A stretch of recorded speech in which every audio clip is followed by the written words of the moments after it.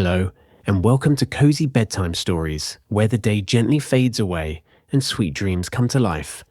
I'm Cozy, your guide for the evening, here to bring you soothing tales that whisk you into a world of wonder, calm, and relaxation.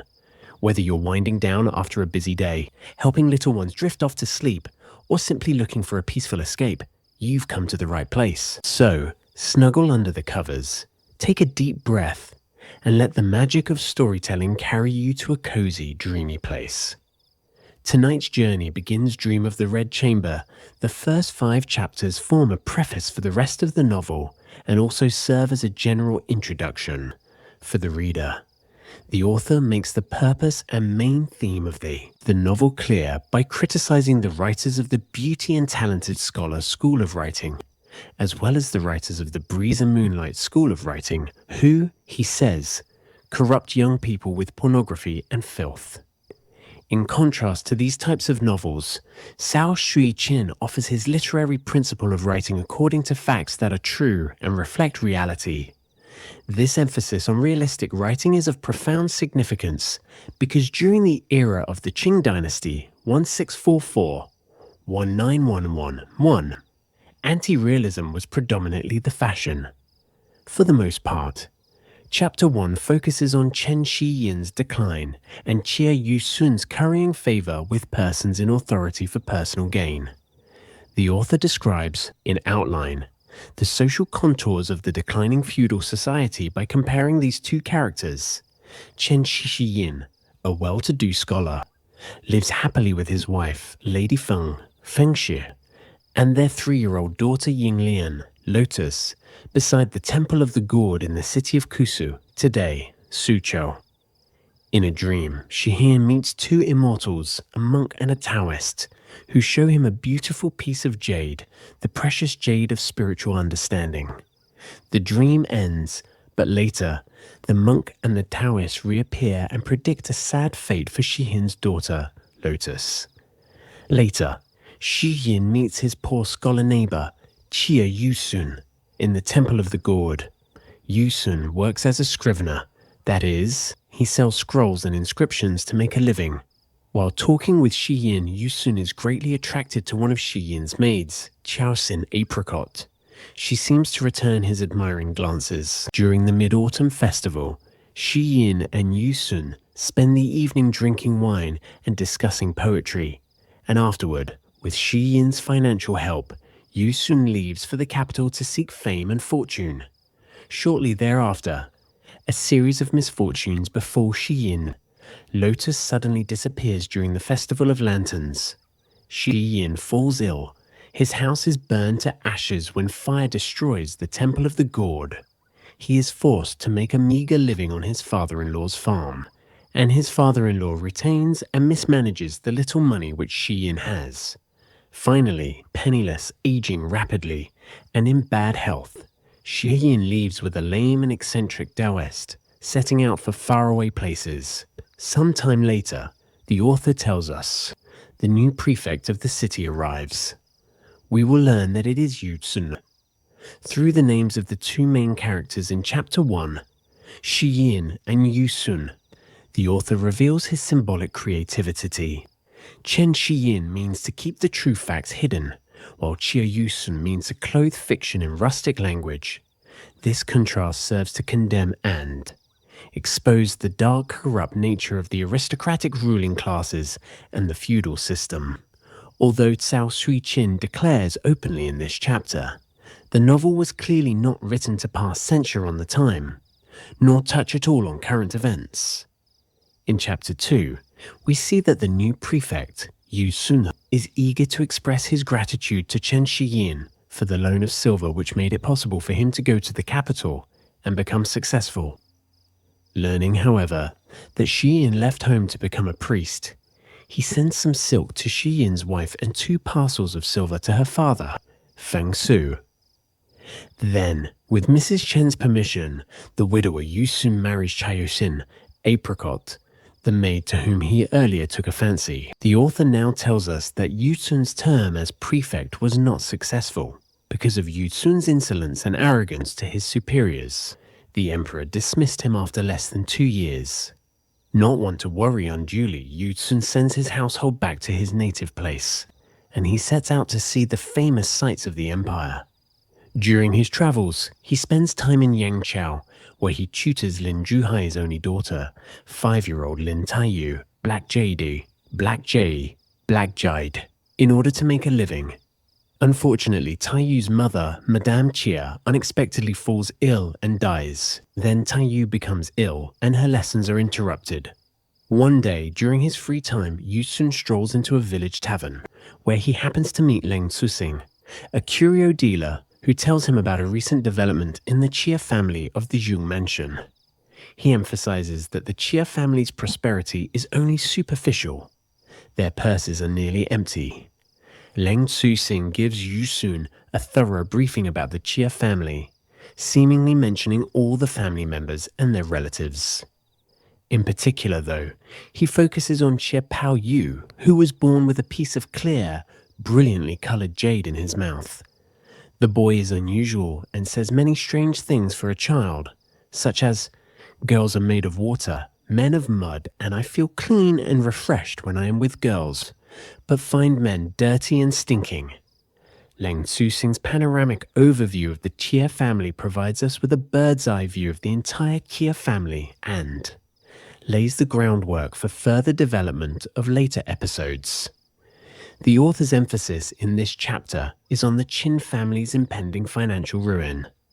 Outwardly grand and wealthy, they seem rich, but their money is almost gone. Furthermore, each new generation of this noble clan will be inferior to the last. These changes indicate the inevitability of the Chia family's decline and deterioration. Beginning with Chapter 3, the main characters of the novel make their appearances, one after another. In a letter, Taiyu's father recommends Chia Yusun to Kia Cheng, a brother-in-law who is well disposed to scholars, and, in turn, Chia Cheng presents a petition to the throne, requesting a position for Yutsun. In less than 2 months, Tutsun is appointed prefect of Yingtian, Nanking. Returning to the time when Yutsun first arrived to greet Qin Cheng, we see that earlier he, Yutsun, agreed to escort Lin Zhuhai's lovely but delicate daughter, Taiyu, Black Jade, to the Qin family to be taken care of by her grandmother, Madame Shi Lady Dowager. When Taiyu Black Jade arrives at the Jung mansion, she is warmly welcomed by the entire family. However, she decides to watch her step in her new home and to be on guard every moment so that she won't be laughed at for foolish blunders. Without a doubt, Taiyu is tremendously impressed by the aristocratic Qin family's extravagant way of living compared with her own background.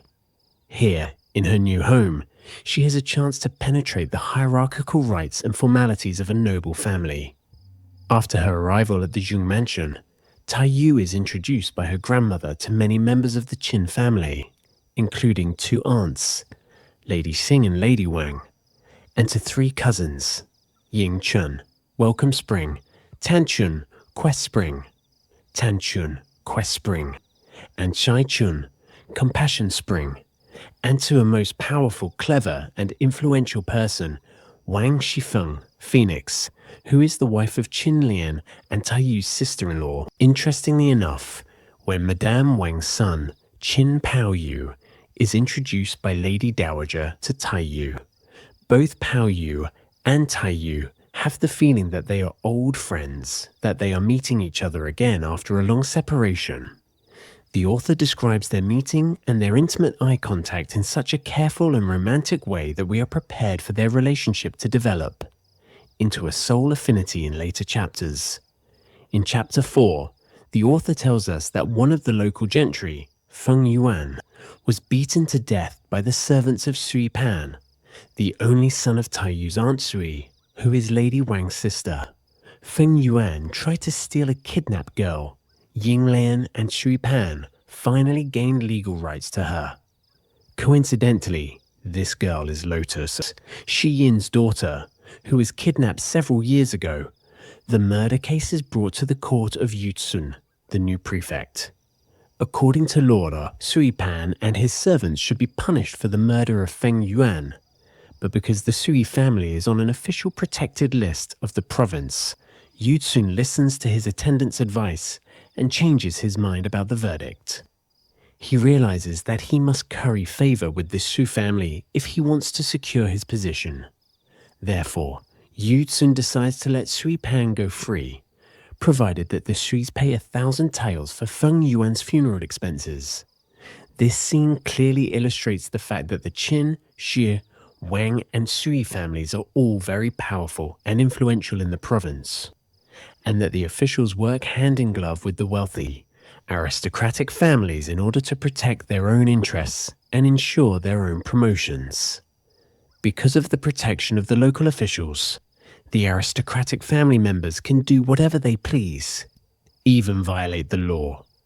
The corruption of the officials here, as well as the corruption of the feudal aristocratic families, represents the dark side and the decadence of the feudal system. Later, Lady Sui and her son Sui Pan decide to escort his sister Pao Chai, Precious Virtue, to the capital, hoping that she will be chosen as a companion for the princesses in their studies. Meantime, Lady Wang is overjoyed to learn that the charges against her nephew, Sui Pan, have been dropped. Almost simultaneously, she learns that her sister, Lady Sue, Sui Pan, and Pao Chai have just arrived at the gate. Lady Wang embraces her sister, offers them hospitality, and is clearly eager for the family to be closer together. This closer together notion will prove to be interesting. The arrival of Pao Chai, a beautiful and dainty girl of great natural refinement, will lead to many complications and entangling love relationships among Pao Yu Tai Yu and Pao Chai in later chapters. In Chapter 5, the author devotes a good deal of time to describing one of Pao Yu's dreams. Pao Yu was led by the goddess of disenchantment to the illusory land of Great Void, where he was shown a record and destiny of the 12 foremost beauties in Pao Yu's province, Qinling. The goddess also initiated Pao Yu into the secrets of sex so intimately and successfully that, in a dream, he made love to a fantasy of Ko Qing, his niece, while sleeping on her bed. Cao Shui Qin employs the romantic technique of using artistic expression to describe the numerous supernatural characters and events in order to create a mysterious atmosphere.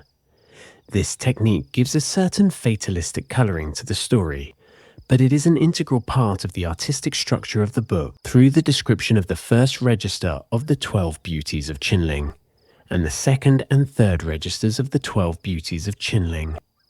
The author anticipates the unfortunate fate of the 12 girls who live in the Jung Mansion, as well as the tragic ending of the novel. These registers and the songs, especially the series called The Dream of the Red Chamber, are an artistic prelude to the actual historical facts concerning the decline of these 4 large influential families. And that brings us to the end of tonight's story. I hope it brought you comfort, warmth, and a little escape from the day. As you close your eyes and drift off to sleep, remember, the best adventures await you in your dreams. Thank you for spending this cozy moment with me. If you enjoyed tonight's story, be sure to join me again tomorrow for another gentle tale to help you unwind. Until then, sweet dreams and good night.